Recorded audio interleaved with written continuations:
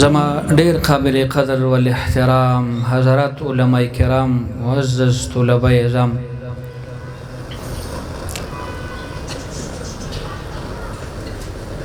او زما ډیرو زیاتو درنو عزتمندو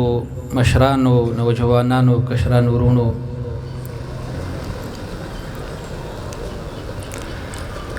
الله رب العزت دے برادر محترم وکیل احناف مناظر اسلام ترجمان اهل سنت والجماعت استاذ المفتیین حضرت مولانا مفتی محمد ندیم محمودی صاحب حفظه الله ورعاه وعافاه دوی ته الله رب العزت دراز عمر نصیب فرمای سره د صحت او د عافیت نه د دوی د دعوت په برکت باندې موږ او تاسو دلته راټول شوي یو او ډېر یو ښکلی عنوان سره دا پروګرام منعقد کړی دی عظمت فقها کانفرنس عظمت فقها زما عزتمندو د فقها او د عظمت متعلق د فقهای کرام او د خدماتو حواله سره چې دا پروګرام منعقد کړی دی نو دا وجه دا ده چې د اوسني دور کې داسې خلق پیدا شو چې هغه د فقهای کرامو زمونږ استادو د اعلامو چې کوم د دین اعلام دي دا وی په خدماتو باندې خوري اړول غواړي دا وی غ شاندار ماضی داغدار کول غواړي زه په زید فقهای کرامو خلاف بکواسات شروع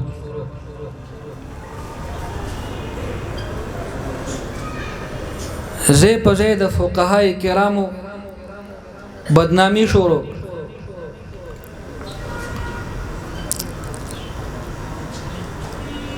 په دې دومره لوی علاقه کې الله رب العزت فضل او احسان دا وکړه چې د حضرت مفتی صاحب محترم په شکل کې الله مونږ تاسو له لوی نعمت راکړه او د دې بدنام خلقو د مقابله د پاره میدان تروت الحمدلله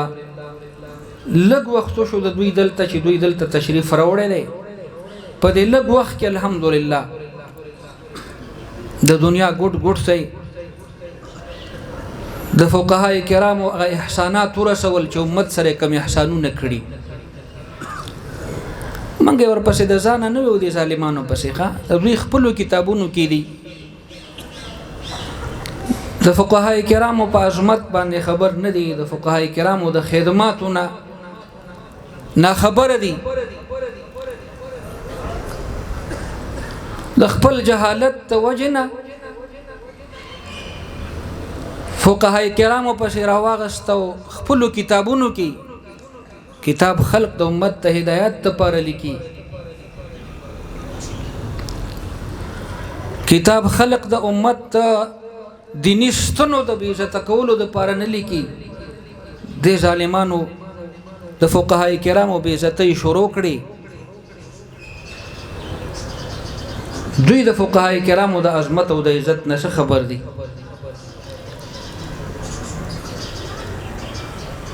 نن تقریبا داسیو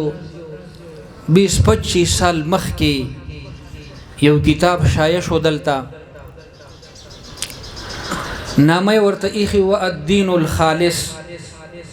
خالص دین او چې کتاب به راواړو نو خالص کنزلی وي خالص دین نو او هغه کنزلم عام خلق ته نو هغه د امت محسنین او فقهای کرامو چې صرف فقها هم نه دي لوی لوی محدثین هم دي داغي متعلق ان الفقهاء لا يبالون بالكذب على رسول الله صلى الله عليه وسلم دا د هغوی خرافات نقل کوم درته وایي دا خالص دین دی. ان الفقهاء لا يبالون بالكذب على رسول الله. پاول جلد کی یو ځای کې وایي نصبوا انفسهم كأنهم الشارعون يحلون ما شاءوا ويحرمون ما شاءوا. فقها وی په نبی علیه الصلاۃ والسلام باندې دروغ ویل ګناه نه غني. لا يبالون بالكذب على رسول الله. رسول الله مبارک باندې دروغ وینا دروغ ویل اډو ګناه نه غني، هیڅ پروا نه ساتي، بس بے دریغه په دروغ وی رسول الله مبارک باندې. کم فقيه با ما تداسې سو کو خوغه چې شاغه نبی علیه الصلاۃ والسلام باندې کذب بیان کړي، د نبی علیه السلام متعلق کذب بیان کړي، نبی علیه الصلاۃ والسلام باندې دروغ ویل. یو حدیث د نبی علیه الصلاۃ والسلام نوی او ویلی دی او وی نسبو انفسهم، وی دوی د ځانون نه خدایان جوړ کړي، دوی مقرر کړي دي ځانون خپل. کأنهم الشارعون، تبا ویکنی دوی وی شارعان دي، شارع الله رب العزت ته. تبا وی چې دوی خدایان دي، یحلون ما شاء و یحرمون ما شاء، چې سې خوخه حلالي او سې خوخه حرامي. فقها یادای زم د فقها او په عظمت باندې د غریبانان څخه خبرو، دا خو د کوی چند خان استادانو نوم یو مقوله ورېدا ویو کوی کې او چندخ چې کمادونو هغه په لوټه باندې دن لاندې کوی کې په وکانی باندې وخته او چې جوړ کړي ها ها ها ها وي ما کشمیر وکته، کوی کې کشمیر وکته. دا د کوی چند خان د فقهاو د عظمت نه خبره. د فقهاو په عظمت باندې خو الله رب العزت الحمدلله الله رب العزت قرآن پاک کې د فقهای کرامو د عظمت متعلق خبره کوي. الله پاک حکم کوي تاسو کې ولې څه خلق داسې نه اوزي، داسې نفیر نه کوي څه خلق چې هغوی تفقه فی الدین او فقاهت او پوهه وکړي، په دین کې پوهه حاصل کړي، او دا قوم ویری چې کله واپس شي په کار د چې تاسو کې داسې خلق وي چې هغوی فقاهت او پوهه تفقه فی الدین حاصلولې، خپل قوم بیا ایرولې لعلهم یحذرون، شاید چې دوی ځان بچ کی. او نبی پاک علیه الصلاۃ والسلام سره د فقهاو قدر، هغه د فقهاو په قدر او عظمت باندې پویو. نبی پاک علیه الصلاۃ والسلام د فقهاو د عظمت متعلق فرمای. د ترمذی جلد ثانی روایت د عبد الله ابن عباس نا امام ترمذی رحمت الله علیه مستقل باب منعقد کړي، باب فضل الفقه علی العباده، باب فضل الفقه علی العباده، فضیلت د فقه په عبادت باندې. د دې باب د لاندې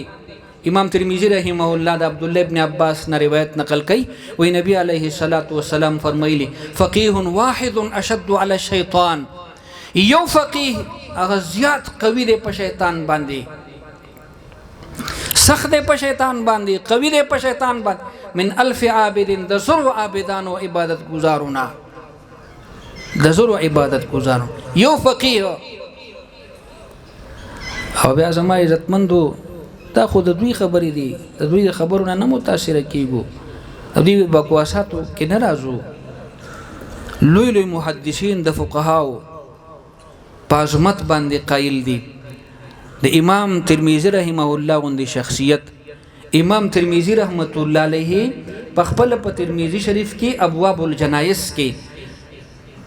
یو بحث لاندې فرمایي هکذا قال الفقهاء وهم اعلم بمعاني الحديث. تحقیق کوي، بحث او بیان کوي، او بیا فرمایي وې دغه حساب فقها فرمایلی دي، او دا فقها وی اعلم دي په معانی او مفاهیم او مطالب د حدیث باندې. هم اعلم بمعانی الحديث، هم اعلم دا اعلم دي په معانی او د حدیث باندې. تا ته د حدیث څه پته ده؟ د حدیث په ور دروازه باندې چرته نه ورغله اسی ځانته. دا زما استاد الله دې مغفرت نصیب هغه فرمایل و د بریلیان او حضرات ار یو مولا علامه یې کنه علامه، او د دې حضرات او د غیر مقلدینو د دې حضراتو ار مولا هغه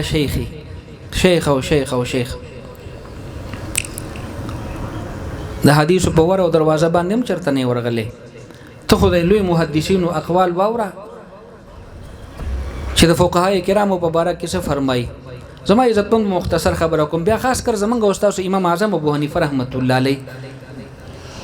ډیر زیات علما کرامو ته حضرت مفتی صاحب دامت برکاتهم العالیه دوی دعوتونه ورکړي دي، سره غلی او نور علما کرام را روان دي، خو احتجاجونه شروع دي. دا 2 ورځې د پرونه نن پته نه لګي چې څه چل شوی دی. دا لوی روډونه ټول بند دي، بلاک دي، باقاعده علما برغلی راضی به تشریف وری به کړي را رسي سو علما کرام په لار دي ان شاء الله. خبره مختصر کوم،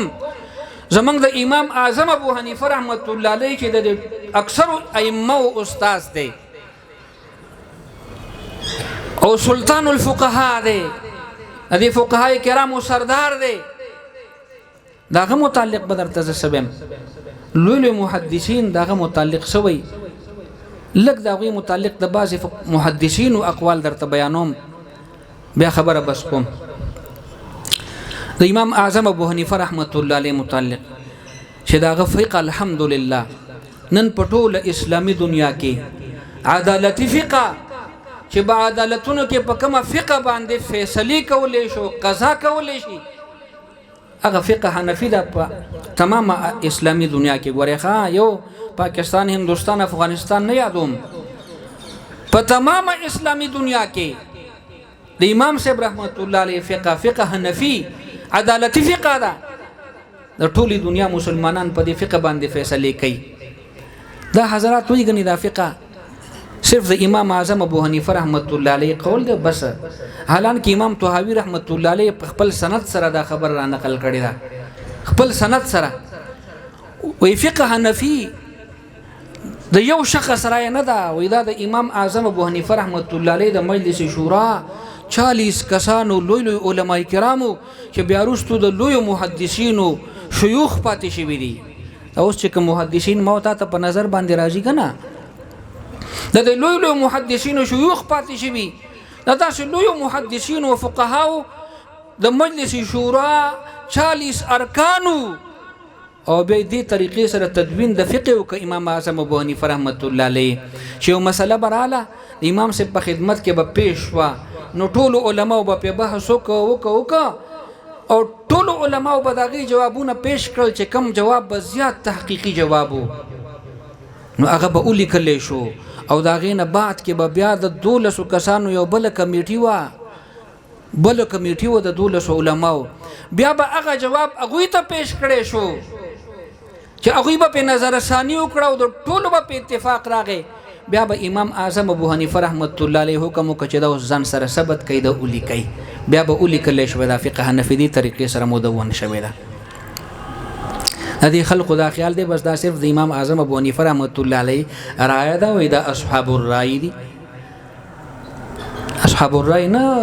اصحاب الحديث والرای، اصحاب الحديث والقياس. حالانکه موږ تاسو ټول ته پته د علماء الحمدلله طلباء علماء علمی مجلس دی زمنګ د احناف اصول دادي چې د خبر واحد په مقابله کې کله قیاس راشنو قیاس په ترکو خبر واحد بالو خبر مشهور خو با علی خامخه خبر واحد په مقابله کې چې قیاس راشي قیاس په ترکو خبر واحد با علی باقي باندې به عمل کې دا زموږ اصول دي. خدا غریبانان ما ارزو کو خوران بس زمونږ استادانو به فرمایل دا لم یبوج دی وی پته ورته نه لګي غریبانانو ته.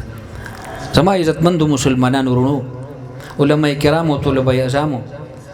د امام اعظم ابو حنیفه رحمت الله علیه متعلق د بعض علما او اقوال درته پیش کوم.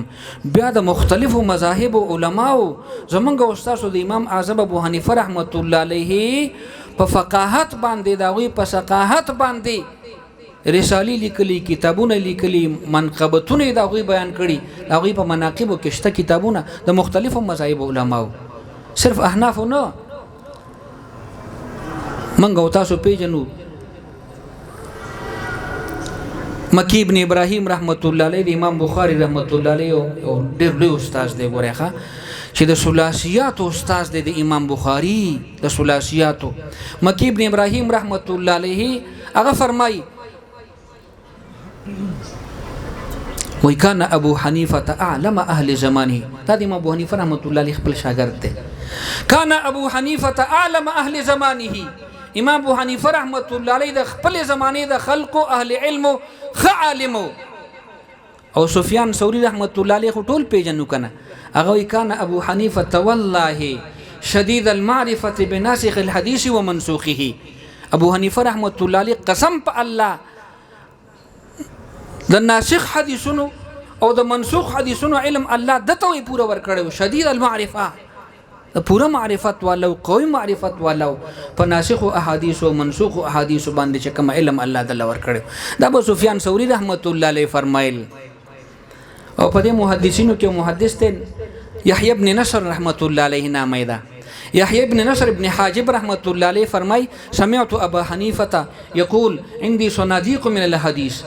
عندي صناديق من الحديث ابو حنیفه رحمت الله علیه فرمایل چې ما سره ډیر صندوقونه ډک دي د حدیثونه ما اخرجت منها الا اليسير الذي ينتفع به ما دا غي صندوقونو د احادیثونه هغه احادیث رئیستلی چې هغه سره فائدہ او نفع خلق ته ملایوي بس ما سره صندوقونه ډک دي د احادیثونه دا به امام اعظم ابو حنیفه رحمت الله علیه فرمایل په دې محدثینو کې لوی ناقد د حدیثو یحیی ابن معین رحمت الله علیه چې هغه د صحیح ستو کې باقاعده راوی دی یحیی ابن معین رحمت الله علیه به فرمایل و اصحابنا یفرطون فی ابي حنیفه واصحابه و زمنګ د اصحاب و دوی کمه کوي تفرید فرط یفرط تفرید کمی ته وي او افراط زیاتی ته وي افراط او تفرید کنه یفرطون فی ابي حنیفه واصحابه و دا زمنګ اصحاب و دا ډیر کمه کوي د ابو حنیفه رحمت الله علیه متعلق او داغه د ملګرو متعلق داغه د شاګردانو متعلق او بیا به فرمایل كان ابو حنيفه ثقه في الحديث ورخا كان ابو حنيفه ثقه في الحديث امام صاحب رحمت الله علیه ثقه په احادیثو کې داغه په ثقاحت باندې لولي محدثین کو یا ندینو یو بل محدث ته علامه صالح دمشقی رحمت الله علیه صالح دمشقی رحمت الله علیه باقاعده رساله لیکلی دا کتاب لیکلی په مناقب د امام اعظم ابو حنیفه رحمت الله علیه مناقب د منقبت سم د منقبت فضیلت ته د په مقابله کې مصالح برازي پسا سره مصالح پسا سره د مسلبت جمع ده عیوب توي او مناقب د منقبت جمع ده فضائل توي په فضائل او مناقب د امام ابو حنیفه رحمت الله علیه کې مستقل رساله ده د علامه صالح دمشقی رحمت الله علیه یو بل امام دی یو محدث ته ابن ابي داود الخريبي رحمت الله عليه ابن ابي داود هغه فرمای الناس في ابي حنيفه حاسد وجاهل وي خلق د ابو حنیفه رحمت الله علیه په متعلق وي دو طبقه وي بعض خلق حاسدين دي او بعض خلق جاهلان دي وینه پويږي الناس في ابي حنيفه حاسد وجاهل او ابن عبد البر مالکی رحمت الله علیه د امام مالک رحمت الله علیه د مسلک لوی عالم دی مشهور عالم دی ابن عبد البر مالکی رحمت الله علیه فرمای او د امام صاحب رحمت الله علیه باندې خلق سے تنقیدات کوي والذین تکلموا فيه من اهل الحديث چې کوم محدثین دی په دوی باندې تنقید کوي اکثر ما ابو علیه الاغراق في الري والقياس وی اکثر هغه خبره چې هغه عیب دوی په باندې لګي هغه اغراق فی الرأی والقیاس ته چې د پر رأی او په قیاس کې جوړ امام اعظم ابو حنیفه رحمت الله علیه ډیر جوړ تل د پر رأی او په قیاس کې او بیا فرمایي وذالک ليس بعیب دا خو عیب نه دا عیب دی دا خو عیب نه دی بهر حال زما عزتمند مسلمانانو ورونو د حضراتو د خبرونو متاثر نشو ګورای دوی د اثر لاندې را نشو ما عرض کړو د مختلفو مذاهب او علما مختلف کتابونه لیکلي دي د امام اعظم ابو حنیفه رحمت الله علیه په مناقب باندې امام زاهبی رحمت الله علیه ټول پیژنو کنه امام زاهبی رحمت الله علیه شانتی شخصیت د تذکرۃ الحفاظ والا چې د حافظانو د حدیثو باقاعده احوال را نقل کړي منغو تاسو ته دا وی سوانح بیان کړي امام زاهبی رحمت الله علیه کتاب لیکلی مناقب ابي حنیفه وصاحبيه، مناقب او فضائل د امام ابو حنیفه رحمت الله علیه او داغه د صاحبینو دا امام زهبي رحمت الله علیه. یو بل امام دی موفق مالکی رحمت الله علیه، هغه المناقب په نوم باندې کتاب لیکلی، کتاب المناقب امام کردری رحمت الله علیه د امام صاحب په مناقب او فضایلو کې لیکلی دی. او عقود الجمان فی مناقب ابي حنیفه النعمان، عقود الجمان دا علامه صالحی دمشقی رحمت الله علیه په مناقب د امام صاحب باندې لیکلی دی. همدغه حساب الخيرات الحسان ابن حجر مکی رحمت الله علیه دا د امام صاحب په مناقب باندې هغه دا کتاب باقاعده لیکلی دی. دا غینه علاوه امام جلال الدین سیوطی رحمت الله علیه چې د زرو زیاتو کتابونو مصنف دی. جلال الدین سیوطی رحمت الله علیه دا فن به تاسو ماته ونه ښایي چې په هغه فن کې د سیوطی رحمت الله علیه تصنیف نه، دغه تالیف نه، دغه کتاب نه. جلال الدین سیوطی رحمت الله علیه کتاب لیکلی په مناقب د امام صاحب، تبییض الصحیفه بمناقب ابي حنیفه، صحیفه او پاڼې سپینوم صفا کومه په مناقب او فضایلو، پاڼې خو اسم صفا دي وای خې واضحه کوم په مناقب او فضایلو د امام اعظم ابو حنیفه رحمت الله علیه باندې، روخانه کوم په مناقب د امام اعظم ابو حنیفه رحمت الله علیه. دا د علماو باقاعده تحقیقات کړي دي. ماته حضرت وای ویره جوړ دا ډېر دا علما نه دا وای دا ډېر تاکید کوي. تاسو یقین په الله وکړئ که به د تحقیق لفظ مول ورته سوی وای دا ډېر تاکید کوي، په خدای یقین وکړه دا دغه الفاظ درته وایم. وای دا ډېر تاکید کوي، مال څه تاکید څه مطلب شو؟ وای خو چې کنه دا ډېر مسلې جوړتیا ته وردن نه کیږي، مال دا تحقیق دی چې په ظاهر د حدیث باندې عمل کوي. محققین خو الحمدلله زموږ فقهای کرام دي، فقهای کرام فقهای اعظام دا محققین دي. بیا جلال الدین سیوطی رحمت الله علیه باقاعده او د نور علماو تحقیق سره دا خبره ثابته کړې ده چې امام اعظم ابو حنیفه رحمت الله علیه د لولو صحابه کرامو شاګرد پاتې شوی دی. دا غوی زیارت ورته نصیب انصابی دی. حضرت انس ابن مالک رضی الله تعالی عنہ شانتی شخصیت یادی وې دا غنه روایت نقل کړي باقاعده دلیل سره خبره کوي چې نبی علیه الصلاۃ والسلام امام صاحب فرمای، حضرت انس صاحب فرمایلیو چې نبی علیه الصلاۃ والسلام فرمایلی دي چې طلب العلم فریضه علی کل مسلم. دا روایت یادی. او دا عبد الله ابن حارث ابن جزء رضی الله تعالی عنہ چې مشهور صحابي دی، او دا حساب د عبد الله ابن ابي وفا رضی الله تعالی عنہ، د واصله ابن اسقع رضی الله تعالی عنہ، عائشه بنت عجرد رضی الله تعالی عنها، او د جابر ابن عبد الله رضی الله، لوی صحابه کرام یادی. دا محققین علما زمنګ د مسلک نه ګوري، د نور مسالکو. جلال الدین سیوطی رحمت الله علیه ولی حنفی عالم اوسه او د تحقیق خپل تحقیقات وکوي چې دا امام اعظم ابو حنیفه رحمت الله علیه فقه د صحابو نه زده کړي، خاص کر د عبد الله ابن مسعود صاحب نه ښه فقهي مسایل اوس برنی نه دی را پیدا شوی. دا د پخوا زمانې نو د صحابو د دور نو. د عبد الله ابن مسعود رضی الله تعالی عنہ خپل د فقهي مسائل او جزئیات د فتوا خپل مجموعه او د عبد الله ابن مسعود صاحب چې کله وفات شو علقمه ابن مسعود ته پاتې شو. علقمه عن ابن مسعود کنه علقمه رضی الله تعالی عنہ ته پاتې شو، تابعی دی علقمه. هغه چې کله وفات شو دغه ابراهیم نخعی رحمت الله علیه هغه ته فتوا مجموعه پاتې شو د فقهي مسائل مجموعه. چې هغه کله وفات شو ابراهیم نخعی رحمت الله علیه بیا حماد ابن سلیمان د امام سے استادو حماد ابن سلیمان 2000 احادیث وی د حماد ابن سلیمان روایت کړي امام صاحب رحمت الله علیه. په حدیثو کې اولنې کتاب زما عزت مندو په دویمه صدۍ هجری کې کتاب الاثار چې د موطا مالک نم مخکې لیکل شوی دی. او لا محققین علما فرمای او امام مالک رحمت الله علیه هم د امام اعظم ابو حنیفه رحمت الله علیه د کتب او کتابونو نه ډیره استفاده کړې ده. امام مالک رحمت الله علیه شانتی شخصیت کتاب الاثار د 40000 احادیثونه منتخب کړي دي. نو 2000 احادیث